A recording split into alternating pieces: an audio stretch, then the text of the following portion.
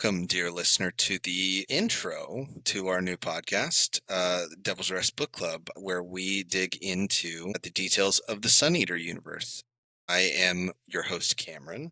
I am Drew, and today we're going to be doing an episode 0 about how we're going to be covering the first book of the series, Empire of Silence. Yeah, Drew, I can't believe that we are now embarking on such a long and going to be arduous journey. We should pack our peanut butter sandwiches like the never-ending story as we, continue moving this forward. But, I am stoked to begin going through this book with you, man. It's my first reread of this series, and I can't wait to dig in with you because my wife is definitely tired of hearing me talk about it. That's for sure.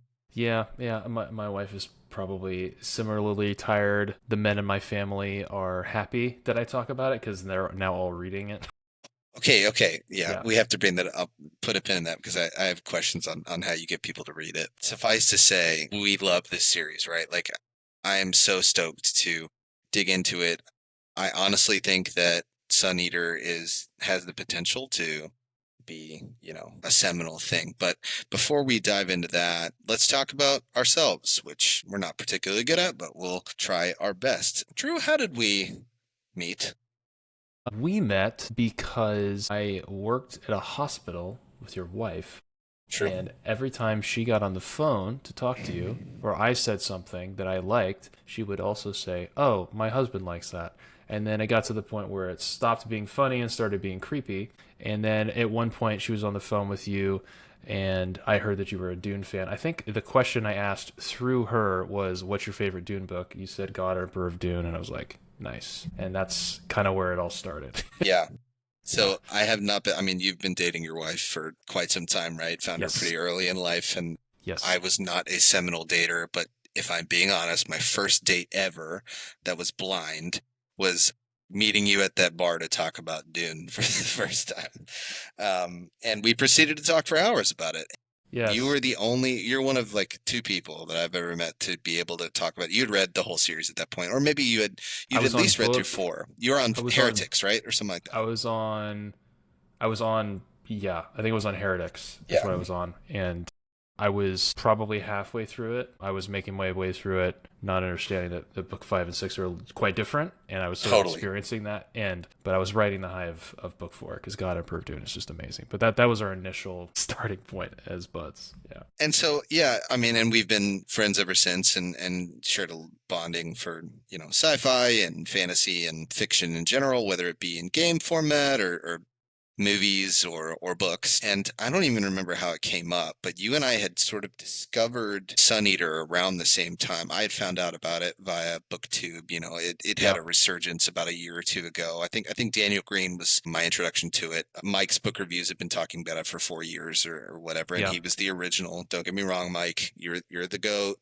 You and Ruocchio, I'm sure you talked to other people as well, right? But if I'm being honest, I found out through I was looking for something. I hadn't found something that had scratched that itch of the Mm. epic, continuous fantasy series.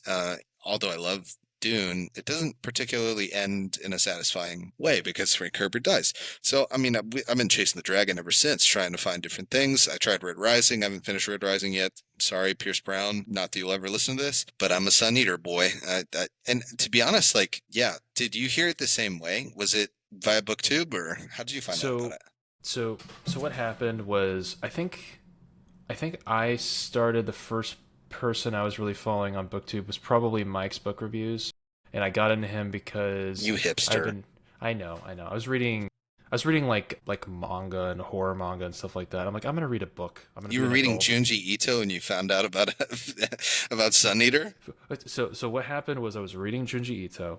I liked that. And I was like, all right, I'm gonna read a real adult book. I'm gonna read a big epic horror book. So I'm like, why don't I get Stephen King's It? And I start reading It, and it sort of jumps me into the Dark Tower series. And so I had this experience over like a year, 14 months or something, of reading like, oh, big gigantic series with subplots and side stories and novellas and short stories. And then I finished that. And I'm like, I need a new reading project, like a new like big epic thing with side stories and all that, because it was just such a cool experience. And floating around booktube, everyone's like, there's this new science fiction thing that's crazy, it's Sun Eater. I'm like, okay. And I put it on my TBR list of like things. I'm like, I'm never gonna buy this. It's like, it's take me forever to get to this.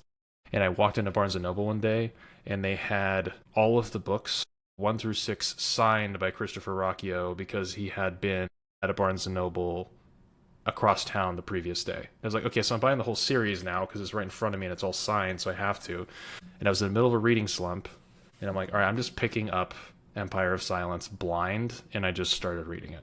And yeah, and I fell in love with it very quickly. And sort of the rest is history. I've read everything that's been like published together at this point. There's some side stories that have been published and some side things that are being collected later this year that I haven't read quite yet, but everything else I've read, the novellas, short stories, and all the main novels. So yeah, that's how I found it. I'm stoked to go through those because I haven't done that yet, but we'll talk about that Yeah. in just a minute. Okay, Mm-hmm. let's distill. Let's give the elevator pitch on why people should read Sun Eater. So you're more successful at this than I am because I've successfully convinced literally zero people to read this book.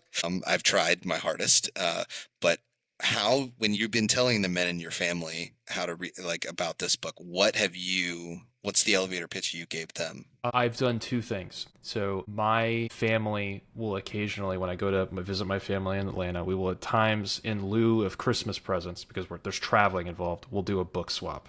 Okay. And basically what that means is we're going to bring favorite book of the year, and you're going to pitch the book to the people, and you get to like do like White Elephant where you're stealing books from each other to do That's it. super cool. It's super fun when we do it. I think when I did it for it one year. I think I did it for Empire of Silence another year, and I think I just read page one was my pitch of Empire of Silence. And it was basically like, listen, guy murders a son, ends a war with a horrible man-eating alien race, and it's amazing. You read page one, and you're like, I know who I am. I make no apology, and it's just amazing. You just read the page one, and then also my brother and my father, who I've got to read the series, are huge science fiction junkies. We don't really casually recommend things to each other. And so we sort of had this trust like, hey, this is a thing you should really read. What happened with my brother is that when I said, hey, you should read the series, he says, oh, I actually read that book one, but only one book was out at the time. And I only bought it because the cover looked cool. So my brother had read Empire of Silence like when it came out because it was just like on a shelf somewhere and he didn't know what it was and was just disappointed that there wasn't any further. So I actually sort of cheated with him because I sort of restarted his Sun Eater thing. I think he picked up book two and was like, "What's going on?" I'm like just read. Check it out. Yeah, and my brothers, I think, or my dad's read them all at this point. I'll So have to do that. That book swap idea is genius. it's great. It's I so don't, fun. my brothers and my dad and I all do not casually, or, I mean, we casually recommend things literally all the time. And Mm-hmm. to your point, it leads into only Falls apart. occasionally things getting hit. Yep. But yeah, if I were to distill Sun Eater into one thing, it is a modern day science fantasy epic, right? I mean, science fantasy is a genre and it's a tool for people to sell books, but it truly is science fantasy. The focus, although Ruocchio does a good job of exploring some of the scientific elements of like how longevity would work and dealing with time in a way that's really probably the most interesting way time has ever been dealt with on an epic science fiction space opera, in my opinion. The focus is really on people and the people of this world and the Ciel Sin and the war. And I totally agree, man. If you read the first paragraph to anybody and they don't Yeah. think this is something that I should give a chance to, something is wrong with them. Or they're just Yep. haters and only read nonfiction and self-help books. Yeah. But it's also like a love letter too. I mean, it's a love letter to all of Christopher Ruocchio's influences, and we're around the same age as him. I think I'm the same age as him, and you're a few years younger. But 90s kids. There's a ton of 90s kids references in there, sprinkled in a ostensibly science fantasy, philosophical laden, and Mm-hmm. every book is a tome. So just a Mm-hmm. heads up to people, these books are long, but it's Yep. definitely worth mining because there's so much Yep. gold in there for sure. It's also super approachable science fiction. Yeah. Like it's not like you're not gonna get bogged down and confused. It's like it's very readable. Like it's not an intimidating series of books, other than the fact that they're pretty long books, but they're Yeah. super readable.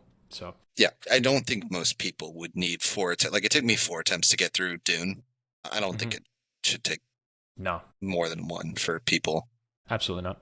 to stick it out. So Hmm. why are we making a podcast about this? Why have we felt the need to? I mean, we share a lot of interest in common things. Why have we decided to do it for Sun Eater? Well, we can't stop talking about it to people in our personal lives.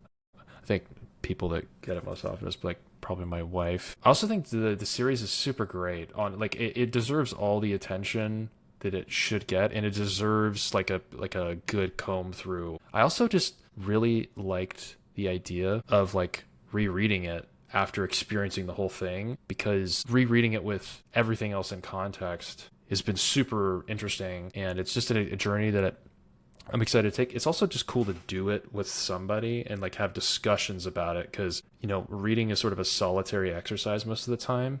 And if you don't have like a book club you're going to, then you're not really going to get to talk about it. If you go see a movie, a lot of people have seen the movie, but books are a smaller community, and so to be able to do this really deep dive with someone who also really likes a series, it's just like exciting just in a vacuum, not even Yeah, for like the broader community about it. So the biggest that reason is to stop talking our wives' ears on it, right? At the end of the day. Yeah, yeah, get it out somewhere. Yeah, to your point on that, at this point, you and I have both. So you have read all of the entirety of the series, and you've read all of the novellas and the short stories attached in the universe, right? Yes. So I am an audiobook guy first, primarily. So I have listened to and have not physically read any of the books, but I've listened to every book in the main series, and now we're both caught up. That being said, you've done the novellas and the short stories, and part of our reason for doing this too is to catch things that we missed on our first reread or on for our first read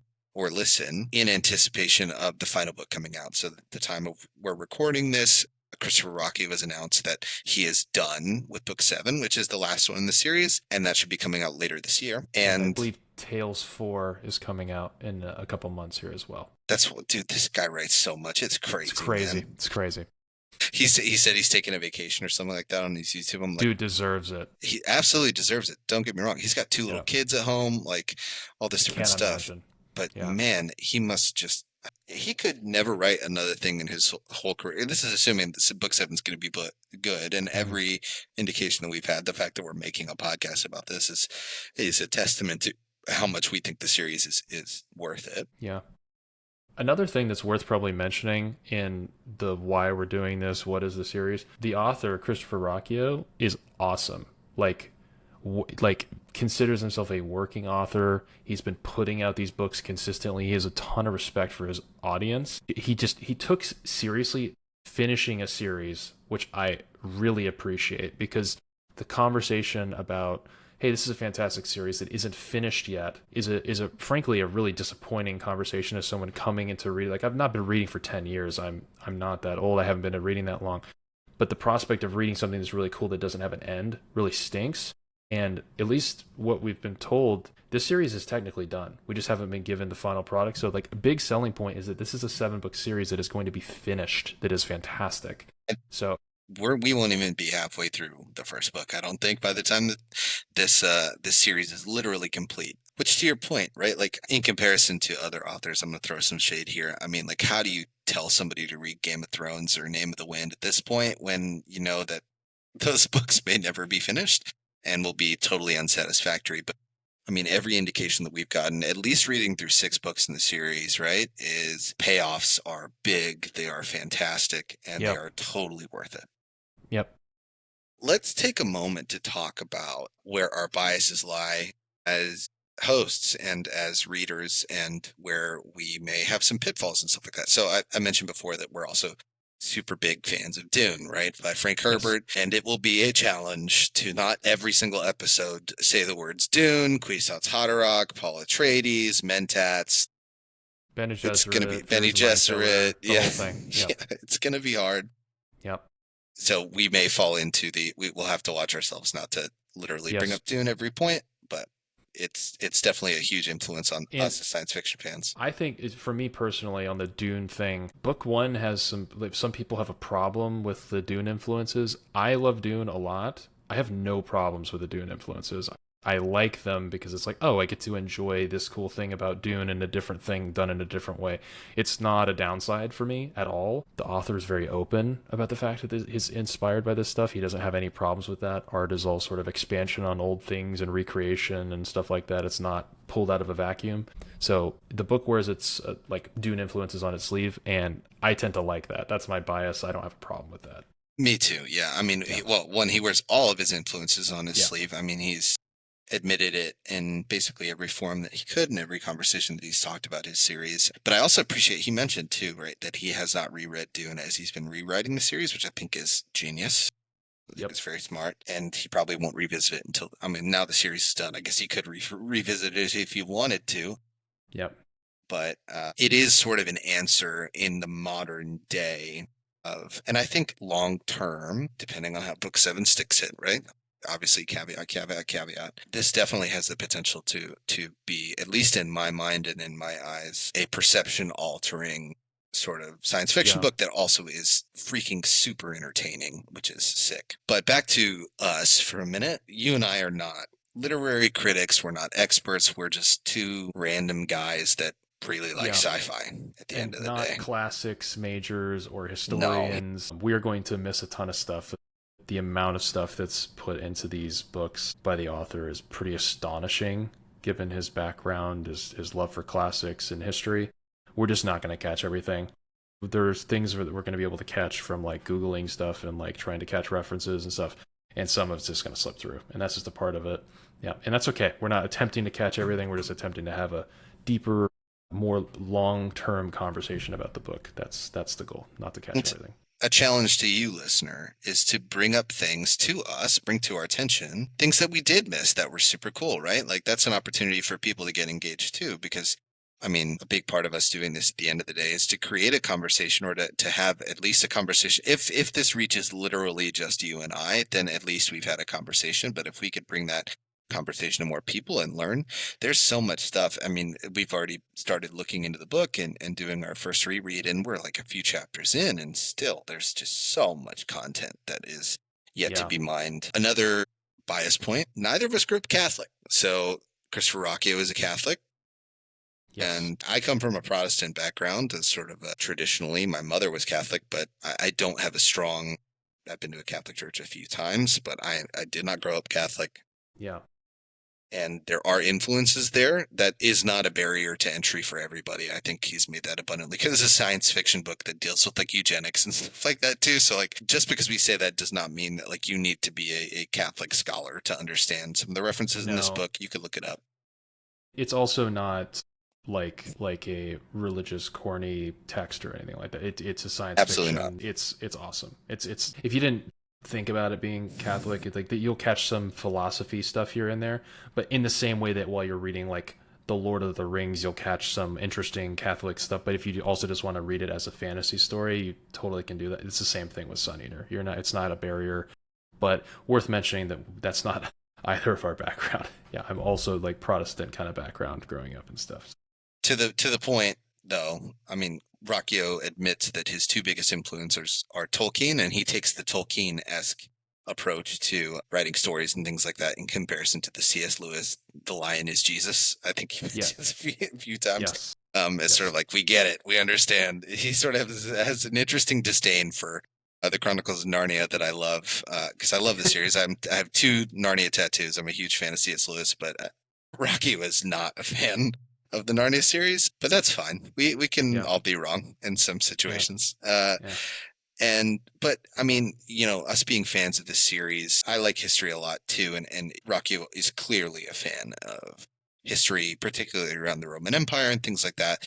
But at the same token, like I'm not a historian. I like Dan Carlin's hardcore history. I've listened to a fair amount of that stuff, but by no means are Hmm. either of us. experts on history, philosophy, the classics, any of the stuff that Ruocchio touches on. We're just fans that, and he's giving us an opportunity to learn more about those things, which I think is Yeah. a huge benefit. I'll say for me, I'm not even a casual engager in history. I know almost nothing about anything preceding 1996 when I was born. So like, if I'm gonna miss everything. So I need to do research if I'm going to catch historical stuff. I was terrible at paying attention in school to history stuff, and that's even aside from the not great history education they already give out in public school. So I will miss things, and that's a part of it. I am interested in it, and I appreciate it that it's in the story and stuff, but not my area of expertise for sure. Well, then I'll make it a point at least to bring as much history to the table as I can find. I'm sure I will miss a Sure. ton because Yep. I'm not as well read. In terms of our format, so as a as an aside, we've recorded some content up to this point. We're not starting immediately from here, but I think the format that we've discussed and gotten to the point, at least for now, which may change in the future, but is that we'll take a few chapters at a time. I think for the first two episodes, I think we have slated 3 chapters apiece, um, where we're going to talk about the plot, and dive into different pieces of lore, different bits of information as we work through the plot, always bringing it back to the plot, and then talk about themes, have a dialogue on things that he's mentioning in the series, that kind of stuff. But again, we're new at this. We're not podcasters or experts in that realm either. So if we reserve the right to potentially change the format if it makes sense for our conversations going forward. Yep. I think our expectation is that each episode is about an hour, like hour and a half, depending on the chapter length. Some chapters are way more in depth and more lore heavy than others, Chapter especially one. chapter one is crazy long, just in terms of depth, not necessarily page count, but there's just a lot going on. I'm thinking of, chapters later in the series as well that are just never going to get covered in one episode. But our typical is going to be three ish and about an hour, something like that. It's possible that a single episode could be on one chapter, just depending on how crazy the Or chapter is. multiple. Yeah, so that will not be the norm, though. That will be our basic format. That you mentioned it, we should make the caveat that as we get later in the series, there's a strong possibility that changes and that we do multiple episodes on one chapter that may just be Wild stuff. stacked. Yeah. Yep. We have both talked about this and made it a point that this is, although it's a reread for us, this is intended to be a guide for people that are initially reading as well as those who are going through a reread at a detailed level. So not everybody enjoys rereading. I'm typically not a big rereader, but this Me series neither. has really like necessitated in a deep way our sort of desire to reread some of the stuff. So in light of that, we will be pointing to things like we're going to point to things, tell you to put a pin in it, make note of this, as sort of a light foreshadowing to be expected. And we'll say like, this is going to be important, but not be like, spoiler alert, this happens in book 6 on like episode 3, right? Yeah, Because we if won't we be did doing that, any of that. it's really hard not to do that when talking about chapter 1. But then again, Rocky has spoiled the ending of his book before it even began. So Yeah, so blame him. yeah, blame him at the end of the day. Yes. But we'll point setup, right? The setup is super Yep. important, and that's what makes these payoffs that come later in the series Everything we're hit going to so be much harder. talking about is going to be on the page. Like, we're Yeah, not going to be jumping to later stuff. Yeah. which makes it hard for note taking because I mean, we've started making notes for the first few chapters, and I've already made notes of like, I can't talk about this yet, so I have to put it in this one place that I have a running document of like, bring this up later in this book or whatever. Like, point back to chapter 1. In book 5, but go back to the. Literally, I have already started making notes for book 6, and we haven't even started the podcast yet. Yep. Yep. Any more formatting things? I think that's roughly Yeah, our that's it. format That's stuff. pretty much it. You made Any it a point to want to talk about like tips for, there's this narrative that's out there. Empire silence can be a slow burn, can be challenging, uh, and it's definitely, I've not heard anybody say that no shade to Ruocchio, but nobody has told me that Empire Silence is their favorite book in the series. Mike's book reviews? He's He's an great. oddball. He's an oddball. Love him. Love his content. He's the OG. Shout out to Mike from Mike's Book Reviews. It's definitely not my favorite book in the series. I've read 6 of the books. It's definitely not my favorite in the series, but upon rereading, it's like, okay, I'll liken it to, have you seen Avatar: The Last Airbender? Yes. Okay, nobody says that season 1 is the best season of Avatar: The Last Airbender. But if you go back and watch season 1 of Avatar: The Last Airbender, season 2 and season 3 are impossible to tell the story of without season 1 setup and stuff like that. And I think the same way about Empire of Silence. Mm-hmm. So any tips that you have to reading it Mm-hmm. as we're going through it for people that are either going through the first time? Yes, expectations I think are a very large role in why people have a struggle with the first book. Often what I hear people when they talk about book 1 is like, "Oh, I was like really really really hyped for the Sun Eater series because everyone keeps telling me about it and I got into Empire of Silence and it was like really slow and like I was just like expecting something different." So like expectations are number one. This book is intended to be the starting point for what will become a gigantic, epic science fiction space opera. Okay, so expect the introduction to a giant epic space opera, not the final battle of the space opera in book 1. Right? Okay.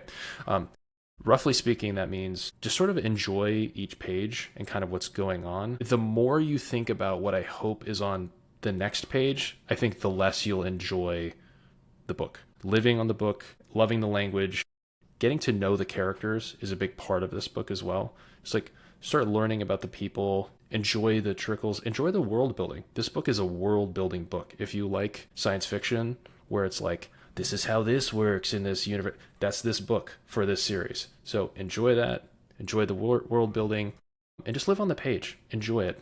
If we're hanging out, enjoy the hanging out. I promise it pays off. Biggest thing is that if you have an expectation about something crazy happening, I promise the series has it for you. It's not going to disappoint you. Just read it. You will enjoy the other books for having read this book. And also, this book is not a bad book at all. Oh, it's a great book. It's a great book. So I would say come in for humble beginnings and let the fun ensue. That's Yeah, basically my, yeah. yeah. That's the thing we should point out too. This is a biography, right? This is the beginning of a Yes. biography. Yep. And for someone who is as long-lived as Hadrian is, there's a lot of story to tell, right? Millions of Yes. words are going to be read by the end of the series. Yeah, taking it slow is good. Another tip on that too, for you audiobook heads out there, Samuel Rukin does a fantastic job of the audiobook, in my opinion. That being said, this is my first like physical read through the book. I didn't own any physical copies of the book. You and I both now have multiple sets of the physical copies of the book. A shout out to the Broken Binding edition, which we Yes. just got, which I'm stoked about. Mm-hmm. But that's not the book that I'm not going to be reading. Fun fact, I'm not going to be reading that version of it as we go through this because I'm just going to tear this paperback version that I have apart going Yeah. through and taking notes. But there is a ton of world building, and we get into this a little bit, literally even before the book starts. There's a ton of world building in the physical copy of the book. So all you audiobook heads, do it. It's fantastic. It's awesome. But also pick up the physical copy of the book because there are little bits and pieces. The annexes in this book are fantastic. I mean, he gave us in-universe definitions for basically if you ever have a question about what a word is or whatever, just look in the annex. There's a glossary in there. There's a bunch of history and stuff like that if you really want to sci-fi nerd out, and we'll bring up some of that stuff as it's relevant to our Mm-hmm. conversations. But yeah, to really get a grasp of how the world building, and you're never going to get it on the first because read through because Ruocchio is writing it for the reread, right? Because he's influenced like people like Gene by authors like Gene Wolfe, right? People that are writing for multiple read throughs.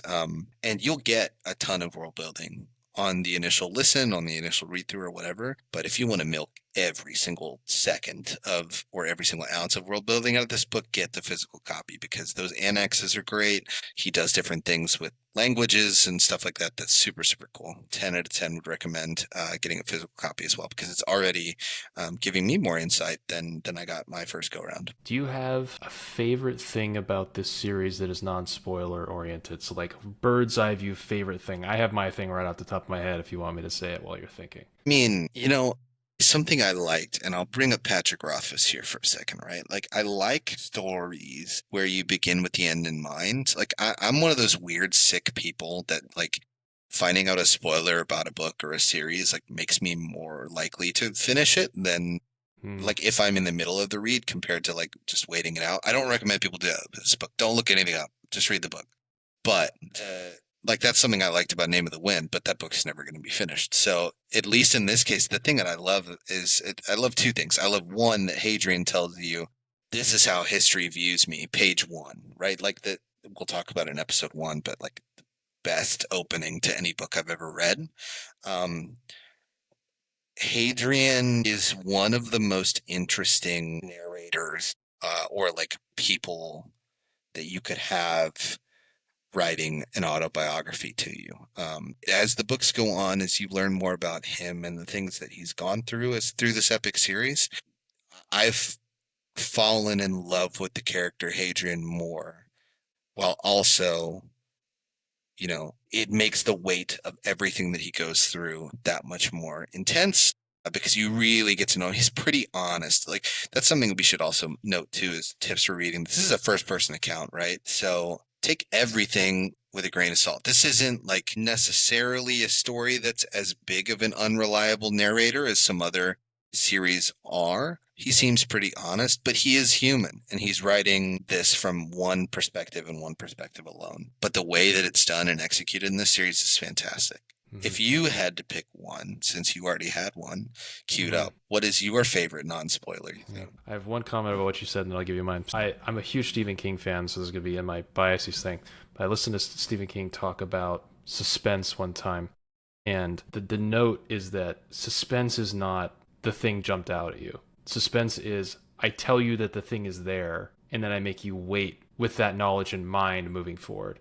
And the start of the story sort of does that from the very first pages. This is what's coming, and the momentum that carries throughout the book is what's going on that makes this thing happen. It's this principle of suspense that starts page one is going to get us all the way to page or book seven because of just how good the setup is. So I love that. My favorite thing about this series, genuinely, is that this series kind of does everything.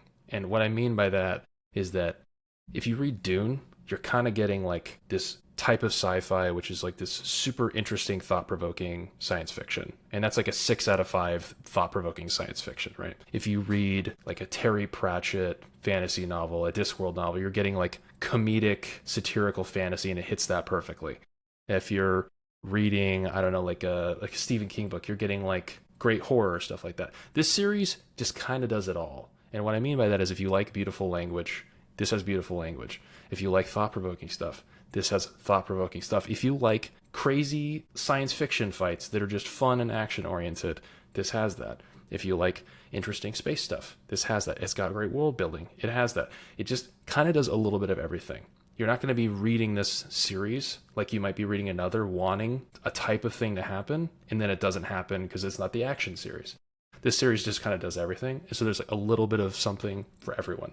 If you like horror, it's here. If you like cosmic horror, you like Lovecraft, it's here. If you like, it's just kind of just all here. If you like fantasy, it's here. If you like science fiction, it's here. And so it just hits all the beats. Some people may argue that not every beat hits a 6 out of 5, but there's a lot of these beats that hit 5 out of 5. And it's really hard to have a series that does all of that in the same series. It's pretty amazing, actually, that it's able to do everything with one narrative. So that's my favorite thing about it. It's because there's nothing left on the table that you wish you would have had. It's all there. It's hitting all your taste buds. It's awesome. Super ambitious and executes at every turn.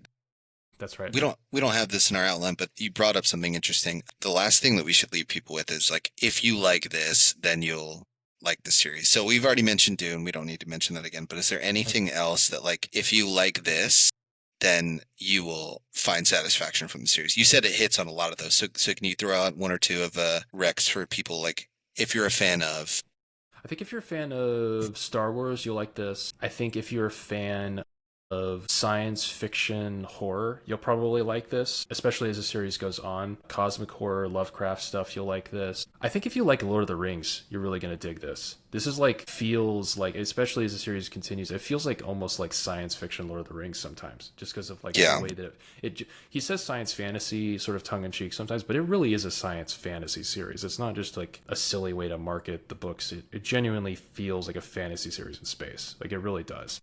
So if you like Lord of the Rings, you're gonna love it. Dune, you're gonna love it. It's really a lot of it's really approachable too. Like really, if you just like Star Wars lightsaber fights, you're gonna like this series too. It's great.